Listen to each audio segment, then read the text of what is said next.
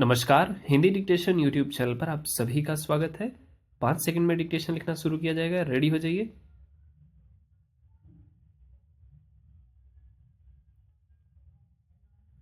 चीन सहित कुछ देशों में कोविड-19 के ताजा बढ़ते संक्रमण को लेकर केंद्र सरकार ने जो सतर्कता दिखाई है वह माहौल को देखते हुए जरूरी कही जा सकती है।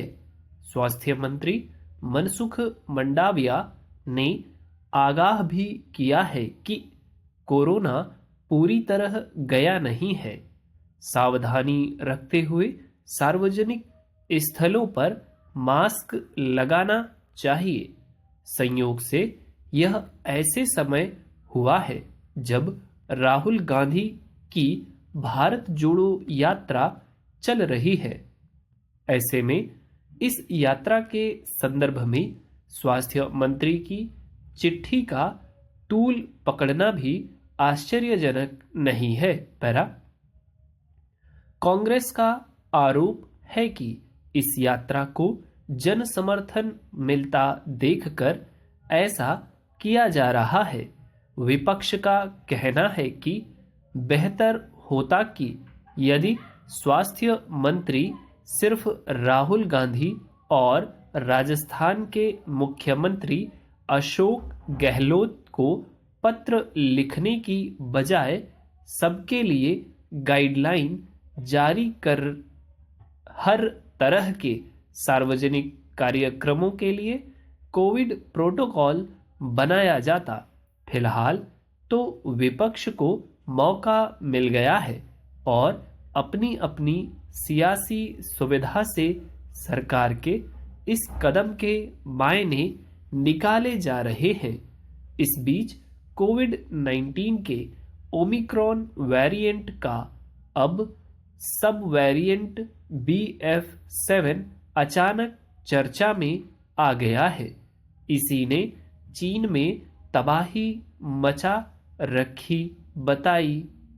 अमेरिका, चीन आदि देशों में भी इसका असर देखा जा रहा है। हालांकि वहां यह चीन जितना मारक नहीं है। भारत के लिए भी इसे खतरे की घंटी मानने की कोई वजह नहीं दिख रही।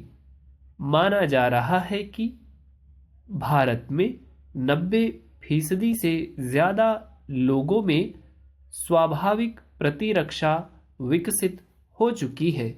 यह भी कहा जा रहा है कि कोरोना से निपटने के लिए चीन की जीरो टॉलरेंस नीति भी वहां नए वेरिएंट के मारक होने की बड़ी वजह हो सकती है। ओमिक्रॉन के नए वेरिएंट को लेकर ताजा शोर से इसलिए भी हैरानी हो रही है कि अचानक चीन की बदहाली की बात उस समय उठी है जब वहां दैनिक संक्रमण के मामले पहले की तुलना में कम होने लगे हैं। भारत में भी BF7 वेरिएंट के जिन मामलों के सामने आने की बात कही जा रही है वे भी पिछले महीने के हैं। इसकी एक वजह यह भी हो सकती है कि इस वेरिएंट का पता लगाने के लिए जीनोम सीक्वेंसिंग की जरूरत पड़ती है जो पिछले काफी समय से नहीं हो रही थी। यानी अज्ञात मामले ज्यादा भी हो सकते हैं। पैरा अब केंद्र सरकार ने फिर से जीनोम सीक्वेंसिंग तेज करने की बात कही है तो हो सकता है नए संक्रमण के आंकड़े बढ़े।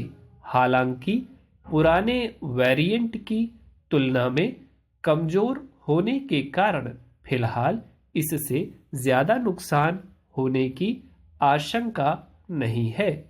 इसलिए लोगों को घबराने की जरूरत तो कतई नहीं है।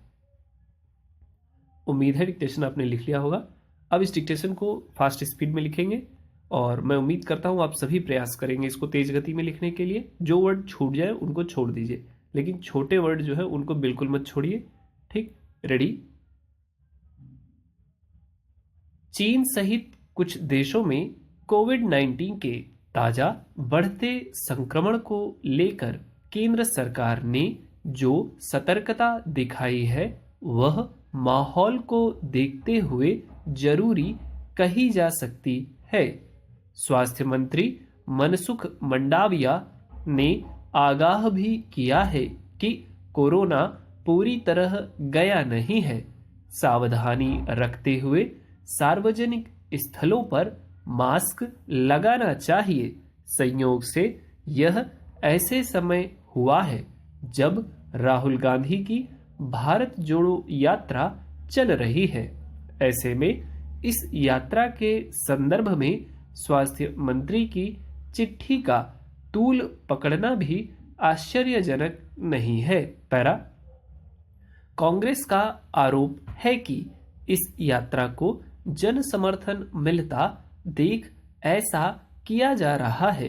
विपक्ष का कहना है कि बेहतर होता यदि स्वास्थ्य मंत्री सिर्फ राहुल गांधी और राजस्थान के मुख्यमंत्री अशोक गहलोत को पत्र लिखने की बजाय सबके लिए गाइडलाइन जारी कर हर तरह के सार्वजनिक कार्यक्रमों के लिए कोविड प्रोटोकॉल बनाया जाता। फिलहाल तो विपक्ष को मौका मिल गया है और अपनी अपनी सियासी सुविधा से सरकार के इस कदम के मायने निकाले जा रहे हैं। इस बीच कोविड-19 के ओमिक्रॉन वेरिएंट का एक सब वेरिएंट BF7 अचानक चर्चा में आ गया है। इसी ने चीन में तबाही मचा रखी बताई।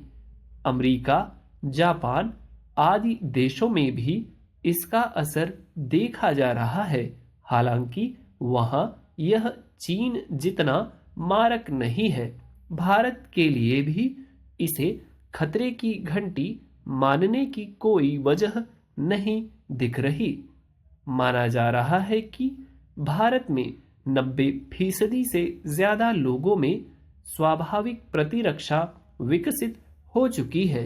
यह भी कहा जा रहा है कि कोरोना से निपटने के लिए चीन की जीरो टॉलरेंस नीति भी वहां नए वेरिएंट के मारक होने की बड़ी वजह हो सकती है।